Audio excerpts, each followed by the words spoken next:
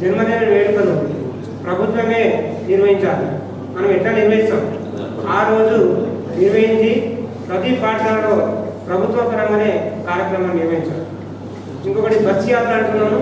Bus యాత్రలో స్థానిక సమస్యలను ప్రధానం తీసుకుంటే మంచిగా ఉంటుంది. మొన్న జూలైలో ఆగదాల్లో వర్షంతో ఎంతో నష్టమైంది. దాన్ని ఎక్కువ దృష్టి పెట్టి అటువంటి కొన్ని ఎగ్జామ్స్ దృష్టి పెట్టి బస్ యాత్ర చేస్తే ప్రజలు మనం వేరే విధంగా ఉంటుందని నా ఆలోచన.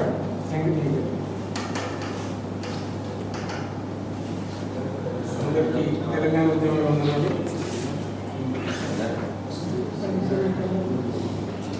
ఇప్పుడు నడుస్తున్నటువంటి సమైక్యాంధ్ర ఉద్యమం ఏదైతే ఉందో, ఈ సమైక్యాంధ్ర ఉద్యమం ఒక 3-4 అంశాల కోసం నడుస్తున్నట్టుగా కనబడుతున్నది.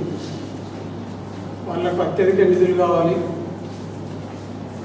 కొత్త రాజధాని నిర్మించుకోవడం కావచ్చు, వాళ్ళ రాష్ట్రం పునర్నిర్మాణం చేసుకోవడం కావచ్చు, నీళ్ళ వాటా ఎట్లా ఉండాలి, దానికోసం ఈ బల ప్రయోగం అంతా చేస్తుండొచ్చు. అన్నింటికంటే ముఖ్యమైనటువంటి అంశం ఏంటంటే తెలంగాణ విడిపోతుంది అనేటువంటి విషయం వాళ్ళకి ఎప్పుడో స్పష్టత ఉన్నది. సీమాంధ్ర అనేటువంటి పదం అందులో నుండి వచ్చినటువంటిది. కాబట్టి ఇప్పుడు వాళ్ళు రాయలసీమ జారిపోకుండా చూసుకోవాలి.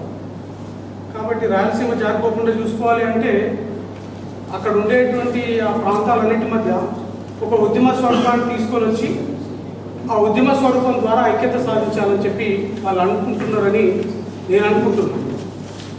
ఉద్యమాలలో ఇట్లా జరుగుతుంది కాబట్టి బహుశా దాని అనాలిసిస్ ఇదని నేను అనుకుంటున్నాను. వాళ్ళు హైదరాబాద్ విషయం లోపల పేచి పెట్టడం లోపల అంశం ఏంటంటే వాళ్ళు హైదరాబాద్ నుండి వెకేట్ చేయాల్సి వస్తుంది. అది గ్యారెంటీ, అది అందరికీ తెలిసినటువంటి అంశం. ఎందుకంటే భారతదేశంలో నడిచినటువంటి ప్రత్యేక రాష్ట్ర ఉద్యమాలను అవి వేరుపాటు అనేటువంటి విధానాన్ని చూస్తే రాజధాని అనేటువంటిది ఎక్కడ కూడా ఇంటర్నల్గా ఉండేటువంటి రాజధానిని ఇవ్వరు. అది సాధ్యం కానటువంటి అంశం. వాళ్ళు బహుశా ఇక్కడ ఏం కోరుకుంటున్నారని నేను అనుకుంటున్నాను. అంటే పర్సనల్గా నా ఒపీనియన్ ఏంటంటే మనం ఎట్లయితే ఒకప్పుడు రాష్ట్రపతి ఉత్తర్వులు లాంటి అంశాన్ని తీసుకొని కొన్ని రాజ్యాంగపరంగా రక్షణలు పొందినమో, బహుశా వాళ్ళు హైదరాబాద్ లోపల కూడా హైదరాబాద్ను డిమాండ్ చేయడం ద్వారా హైదరాబాద్ లోపల ఉండేటువంటి వాళ్ళ పరిశ్రమలకు కావచ్చు, లేకపోతే వాళ్ళకు సంబంధించినటువంటి వ్యవస్థకు మొత్తం కూడా ఏదైనా ఒక రక్షణకు సంబంధించినటువంటి అంశాలను వాళ్ళు కోరుకునేటువంటి ప్రయత్నంలో ఉండొచ్చు. బహుశా ఆ దిశగా వాళ్ళ ప్రయాణం ఉండొచ్చు. రాజ్యాంగ సవరణ కూడా ఒక అంశంగా చర్చ వచ్చిన్నది. కాబట్టి బహుశా రాష్ట్రపతి ఉత్తర్వులను రద్దు చేసి వాళ్ళకి ఏమైనా మళ్ళీ ప్రత్యేక రాజ్యాంగ సవరణ ద్వారా రక్షణ కల్పించేటువంటి అవకాశం ఉండొచ్చు.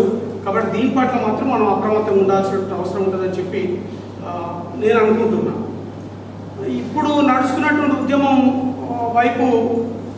ఒకవైపు దృష్టి సారిస్తూనే అత్యంత ముఖ్యమైనటువంటి అంశం ఏంటంటే మనం ఇటు దృష్టి పెట్టుకుంటూ ఉంటే ఇంకొక నష్టం జరగబోతుంది. కాబట్టి ప్రత్యేక రాష్ట్రాల ఉద్యమాలు వచ్చినప్పుడు అవి విడిపోయినప్పుడు ఆ విడిపోయినటువంటి సందర్భాల లోపల ఏ అంశాలపైన ప్రభుత్వాలు ఏమేమి చర్చలు చేసినాయి, ఆ చర్చ లోపల మనము ఎట్లా వాళ్ళకి సంబంధించినటువంటి వాటాలను రాబట్టుకున్నారు, అక్కడ మనం దృష్టి సారించాలి. ఆ ప్రత్యేక రాష్ట్రాల ఉద్యమాలపైన మనం ప్రత్యేక అధ్యయనం చేస్తే తప్ప అర్థం కాదు. కాబట్టి మన అధ్యయనం దృష్టిని కూడా మరల్చేటువంటి కుట్ర కూడా ఇందులో దాగి ఉండొచ్చు. కాబట్టి వెంటనే మనం అప్రమత్తం కావాల్సింది ఎక్కడ అంటే వాటిపైన అధ్యయనం ప్రారంభించాలి. మనం ఎంత వాటా రాబట్టుకోవాలి, మన భూభాగం ఎంత ఉన్నది, మన జనాభా ఎంత ఉన్నది, మనం ఎంత వాటాను అందులో కొన్ని రాబట్టాలనేటువంటి అంశం ప్రధానంగా ఉండాలి. ఇందులో విద్యుత్తు అండ్ నీళ్లు ఇవి ప్రధానమైనటువంటి అంశాలుగా ఉన్నాయి. కాబట్టి వీటిపైన సీరియస్గా దృష్టి సారించాల్సినటువంటి అవసరం ఉంటుంది. ఇంకా ఇట్లాంటి అంశాలు కూడా చాలా ఉన్నాయి. అందులోపల విభాగాలుగా చేసి ఏదో హై లెవెల్ కమిటీ వేస్తారని చెప్పి అంటున్నారు. కమిటీలు సాధారణంగా వేస్తారు, అది పెద్ద అంశమేం కాదు. కానీ ఆ కమిటీల ముందుకు మన ప్రపోజల్స్ ఏం వెళ్ళాల్సి ఉంటుంది. మనం చాలా బలంగా వాళ్ళు ఇప్పుడు ఆ ప్రిపరేషన్ లోపల ఉన్నారు. చెల్సాని ప్రసాద్ లాంటి వాళ్ళు టీవీ ఛానల్లో మాట్లాడుతున్నప్పుడు అబ్జర్వేషన్ చేస్తుంటే ఎక్కడ ఎంత మాకు వాటా వస్తుంది అనేటువంటి అంశాలు వాళ్ళు ప్రస్ఫుటంగానే చెప్తున్నారు, ఓపెన్గా చెప్తున్నారు. కాబట్టి మనం ఏం చేస్తున్నాం, హైదరాబాద్ మాది అనడానికి చెప్పడానికి మనం ప్రయత్నం చేస్తున్నాం. కావాల్సింది ఏంటంటే మన వాటా ఎంత రాబట్టుకోవాలి, అందులో ఎంత ఎక్కువ రాబట్టుకునేటువంటి అంశం ఉంటుంది. మనము అట్లా మన నష్టపరిహారాన్ని ఎట్లా కూడగట్టుకునేటువంటి అంశం ఉంటుంది. ఈ వైపు దృష్టి సారిస్తే బాగుంటుందని చెప్పి నేను అనుకుంటున్నా.